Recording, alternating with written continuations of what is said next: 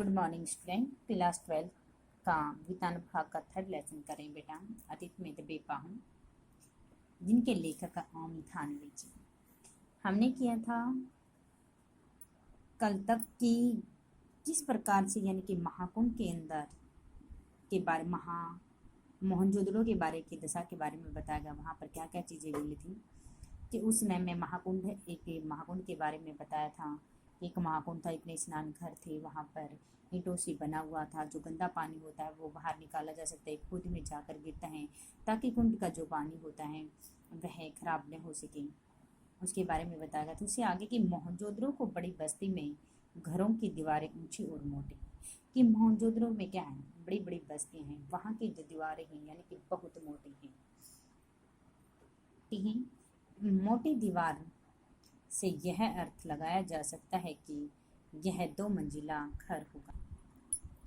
2 मंजिला घर होगा। इन घरों में एक खास बात यह भी है कि सामने की दीवार में केवल प्रवेश द्वार व खिड़की नहीं।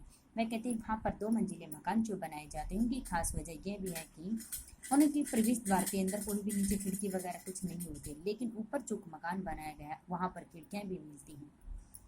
बहुत कुछ बड़े घर हैं, शायद इनमें कुछ लघु उद्योग भी हैं। ये छोटे बड़े एक लाइन में अधिकतर घर लगभग 30 गुना 30 फुट के हैं। मैं कहते कि ज़्यादा बड़े लेकिन छोटे बड़े सभी प्रकार के घर। जो बड़े घर उनको देखकर हमें पता कि यहाँ पर कोई मालिक वगैरह रहता है, लेकिन छोटे छोटे जो कमरे दिखते हैं उन्हें हमें अनुमान लगा सकते हैं कि यहाँ पर नौकरचारी जो कर्मचारी होते हैं वो लोग रहते हैं। सभी घरों की वास्तुकला लगभग एक जैसी है। वास्तुकला की कलाकारी सभी घरों को देखकर ऐसा मनाया जाता है कि ये किसी एक दो इंसान के ही बनाए हुए होते हैं, क्योंकि वहाँ की जो वास्तुकला कलाकारी जो होती है वो एक जैसी दिखाई देती है। एक बहुत बड़ा घर है जिसमें 2 आंगन हैं, 20 कमरे हैं। इस घर के मुखिया का घर कहा जाता है। मैं कहते कि एक हमने घर देखते हैं, वहाँ पर बहुत बड़ा मकान है जिसके अंदर कितने आंगन भी 2 हैं, 20 उसके अंदर छोटे छोटे कमरे बनाए गए।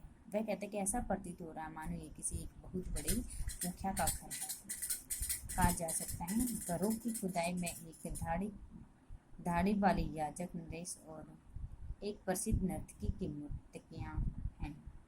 अगर तक उस समय के उस मौजूदा के समय में दीवारों पर यानी कि एक नर्तकी वगैरह आदि के अवशेष जब हमें मिलते हैं, मूर्तियाँ मिलती हैं तो मिलती हैं।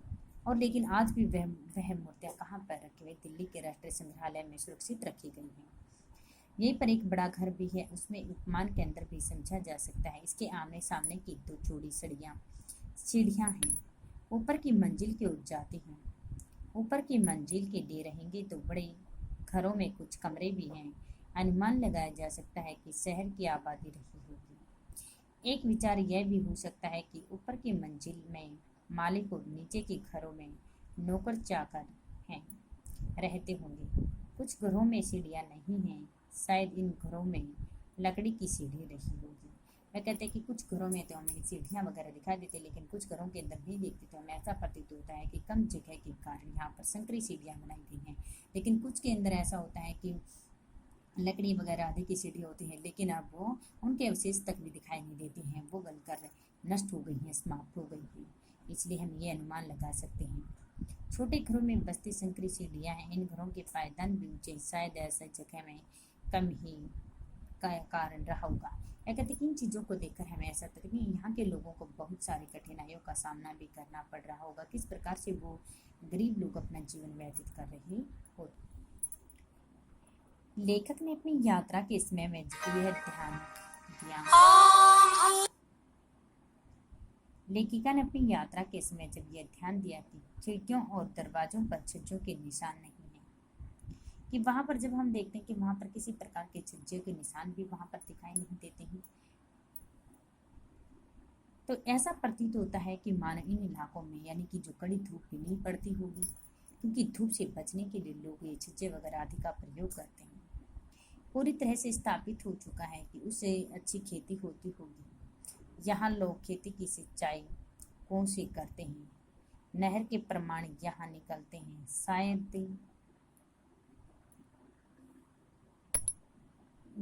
शायद लोग वर्षा के पानी पर अधिक निर्भर रहते होंगे। बाद में वर्षा कम होने के कारण लोगों ने कुओं को अधिक पानी निकाला होगा।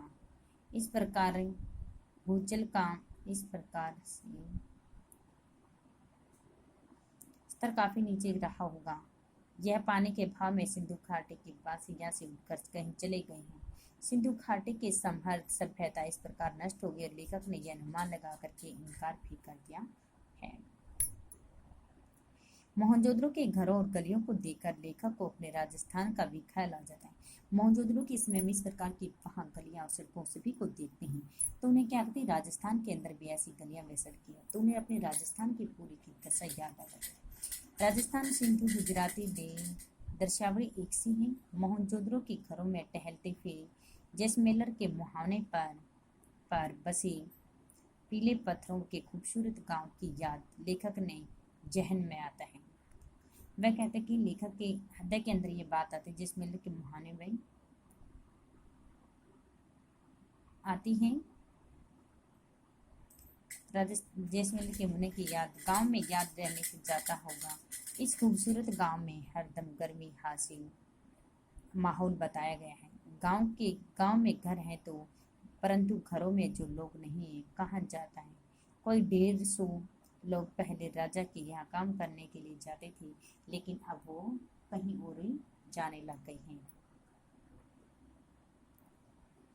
घर तो हैं परंतु घरों में लोग नहीं है। कहा जाता है कि कोई 150 साल पहले राजा की से यहाँ तकरार होने के कारण सभी लोग वहाँ से डरते थे और उस घबराहट के कारण सभी लोग क्या हैं यहाँ से भाग जाते हैं और वे अपने उस समय इन मकानों को देखकर ऐसा भी पर स्वाभिमान राजा की तकरार को लेकर के इस गांव के स्वाभिमान रातों रात अपने घरों को छोड़ करके आते चले जाते हैं। बाद में जब इन घरों के दरवाजे खिड़कियाँ कि गांव के दरवाजे और खिड़कियों को लोग उठा कर ले गए हैं। अब तो घर खंडहर परिवर्तित हो गई और उनको देखकर ऐसा भी प्रतीत हो रहा है कि इनके जो खिड़की दरवाजे थे उनको सभी लोग उठा कर ले गए हैं। अब केवल ये खंडहर बन चुके हैं क्योंकि यहाँ पर जब कोई रहता नहीं होगा तो उनको देखकर ऐसा प्रतीत हो रहा है क्योंकि काफ़ी सालों के अंदर रहते हुए जिस घरों के अंदर उनकी जो दशा होती है उसके बारे में हमें पता चल जाता है। परंतु वे घरें ढेर नहीं हैं, इन घरों में खिड़कियाँ भी नहीं हैं। दरवाजों को देखकर ऐसा लगता है कि मैं कल से ही कह दूंगा, लेकिन वक्त डायरों ने उन्हें वहाँ जैसे सुबह गए लोग शाम को शायद वापिस आ गए हैं। मैं कहते कि बैलगाड़ियों वगैरह के चिन्हों को देखकर भी ऐसा प्रतीत हो रहा है कि यहाँ इस समय मोहनजोदड़ो के समय में बैलगाड़ियाँ भी रखती थी तो सुबह के समय लोग शायद वापस और इस चीज़ के बारे में पता चलता है।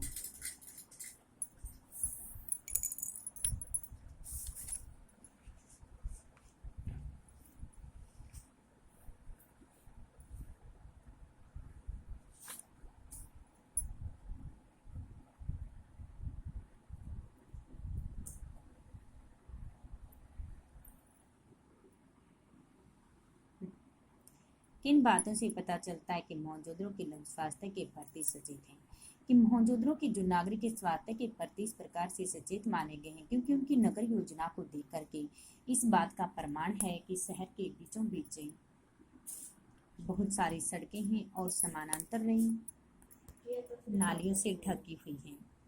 बस्ती में नालियाँ इसी रूप में हैं और क्योंकि यहाँ पर प्रत्येक घर के अंदर एक स्नान घर भी है, जो घर के अंदर से मैले पानी की जो नालियाँ होती हैं वह पानी इनसे बाहर रखा जा सकता है। लोग इनको इसलिए ढकते हैं ताकि उनके स्वास्थ्य पर प्रदूषण न फैल सके और प्रदूषण फैलने के कारण उनके स्वास्थ्य में किसी प्रकार की कोई रुकावटें न आ सकें। मोहनजोदड़ो की बड़ी बस्ती के घर किस प्रकार से बने हैं कि मोहनजोदड़ो की बड़ी बस्ती में घरों की दीवारें ऊंची और मोटी थी। मोटी दीवारों से हमें अर्थ लगाया जा सकता है कि यहाँ 2 मंजिला घर रहे होंगे। कि बड़ी बस्ती किस प्रकार बड़ी बस्ती के घरों की खुदाई करने से क्या मिला था। बड़ी बस्ती के घरों की खुदाई करने से एक धाड़ी वाले याजक नरेश और एक प्रसिद्ध नर्तकी की मूर्ति मिली थी। नर्तकी की मूर्ति अब वो यानी कि जो वहाँ के मोहनजोदड़ो के अवशेष जब वहाँ पर खोदे जाए थे उस समय नर्तकी की जो मूर्ति मिली थी वो दिल्ली के राष्ट्रीय संग्रहालय में सुरक्षित रखी हुई है।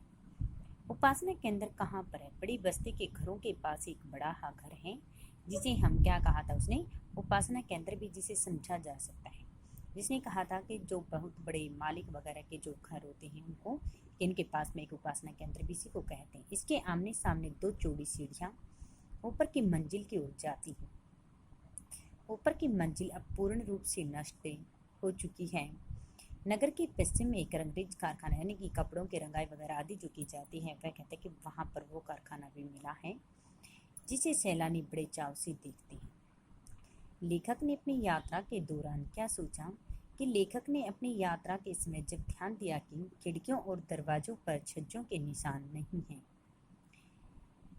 कि वहाँ लेखक ने देखा कि जब वहाँ पे क्या कहते हैं, यहाँ पर किसी प्रकार की खिड़की चीज़ों के निशान है, तो उसे देखकर उसने अनुमान लगाया कि ऐसा प्रतीत होता है मानो सूरज की जो किरणें होती है वो यहाँ से अंदर तक नहीं जाती हैं, इसलिए यहाँ पर जो दरवाजे छज्जों वगैरह का नहीं बनवाए जाते हैं। काफ़ी सोचने पर ज्ञात हुआ कि गर्म इलाके में ऐसा होना आम बात है। शायद उसी समय इलाके में कड़ी धूप रही हो। सिंधु घाटी में भूजल का स्तर काफ़ी नीचे कैसे चला गया था कि सिंधु घाटी में उस समय काफ़ी अच्छी खेती होती थी और वहाँ के जो लोग थे अपने खेतों की सिंचाई कुओं से करते थे। ये प्रमाण से यह नहीं मिलता कि शायद लोग वर्षा के पानी पर अधिक निर्भर रहे होंगे। उन्हें देखकर ऐसा प्रतीत है यहाँ के लोग सोचते कि कब वर्षा हो तब हम अपनी खेती लें, क्योंकि वर्षा का जो पानी है वो उसे हमारी फसल अधिक अच्छी बनती है। और ट्यूबवेल वगैरह आदि जो पानी होता है इनका पानी बहुत खारा होता है, इससे जो हमारी जो खेती है वह अच्छी प्रकार से फसल नहीं उत्पन्न हो पाती है। बाद में वर्षा कम होने लगी तो लोगों ने कुएं से अधिक पानी निकाला होगा, इस प्रकार भूजल स्तर का। तो वह कहते हैं कि कुएं का पानी फिर नीचे यहाँ किस लिए गया होगा कि जब वर्षा नहीं हो चुकी थी, लोग अपनी खेती से फसल उगाने के लिए उन्होंने क्या कहते हैं कुएं के अंदर से पानी निकालना शुरू कर दिया, जिससे खेतों की सिंचाई की, इसलिए इसका जो स्तर होता है काफ़ी नीचे जा चुका है। लेखक को अपने गाँव की बैलगाड़ी कैसे याद, अब ये भी हमारे हो चुके हैं कि मोहनजोदड़ो की सबसे बड़ी खूबी उसने बताई थी, क्या थी कि मोहनजोदड़ो की सबसे बड़ी खूबी यह है कि आदिम शहर की जो सड़क और जो गलियां वगैरह हैं आपस में घूम फिर सकते हैं, वहाँ पर घूम फिर सकते हैं, बहुत चौड़ी हैं, लंबी हैं। और शहर जहाँ पहले था वहाँ वहीं आज भी है। आप इसी किसी भी दीवार पर पीठ टिका कर सुस्ता सकते हैं, रसोई की खिड़की पर खड़े होकर उनकी वह कहते कि जब वहाँ पर ऐसे प्रकार से महसूस कर सकते हैं कि गंध के माध्यम से हमें पता चलता है कि यहाँ पर जब हम खुदाई वगैरह आदि चीज़ें कर रहे हैं तो यहाँ पर हमारी रसोई वगैरह आदि चीज़ें हुआ करती थी। उसके माध्यम से सिर्फ उनकी सबसे खास बात यही है। मोहनजोदड़ो में सबसे ऊंचा चबूतरा कौन सा है? बौद्ध स्तूप का माना जाता था। लेखक ने इसे नागर भारत का क्यों मानता है? क्योंकि अब भारत एक टीला बनकर रह गया है और 25 फुट ऊंचे चबूतरे पर 26वीं सदी पहले ईंटों के दब्बे इस स्तूप का आकार दिया गया था। चबूतरे पर बौद्ध भिक्षुओं के कमरे भी माने गए हैं वहाँ पर। लेखक इसे नागर भारत का सबसे पुराना और लैंडस्केप शहर भी मानता है। स्तूप वाला चबूतरा शहर में कहाँ स्थित है? कि यह स्तूप वाला शहर में एक खास हिस्से में स्थित है। इस हिस्से के पुरातत्व विद्वान इसे बताया गया था किस नाम से जानते? गढ़ के नाम से भी जाने जाते हैं। ये गढ़ कभी न कभी राजसत्ता या धर्मस्थल के केंद्र रहे होंगे। इन शहरों की खुदाई से स्पष्ट हो जाता है कि बाकी सभी जो इमारतें हैं, भवन हैं, पाठशालाएं हैं, ज्ञानशालाएं हैं, अतीत आदि की जो चीज़ें हमें यहाँ पर मिलती हैं, इसलिए उन्होंने इसे गढ़ शहर के नाम से भी घोषित किया था। मोहनजोदड़ो की शहर संरचना कैसी है? नगर नियोजना अनूठा प्रमाण है कि वहाँ की सड़कें अधिकतर सीधी हैं या फिर आड़ी हैं। तो वास्तुकार जो होते हैं, जो कलाकार होते हैं, वो उसे क्या कहते हैं? ग्रीन प्लांट के नाम से उनको जानते हैं। आज के नगरों में सेक्टर में कुछ नियोजनों से भी ये मेल खाते हैं।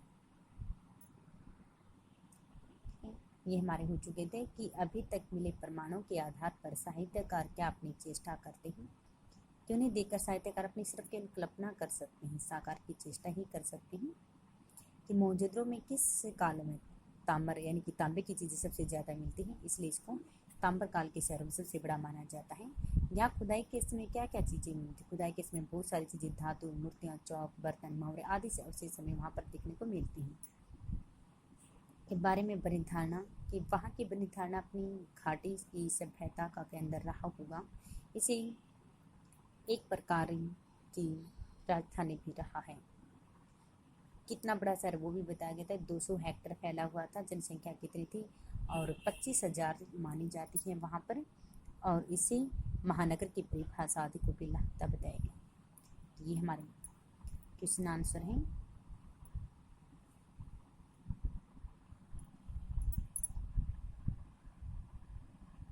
ये सभी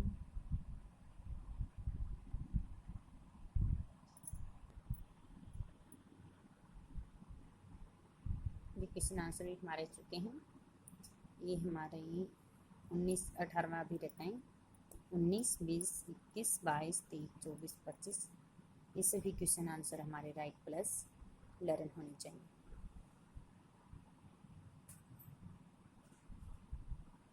आज का हमारा ये काम है।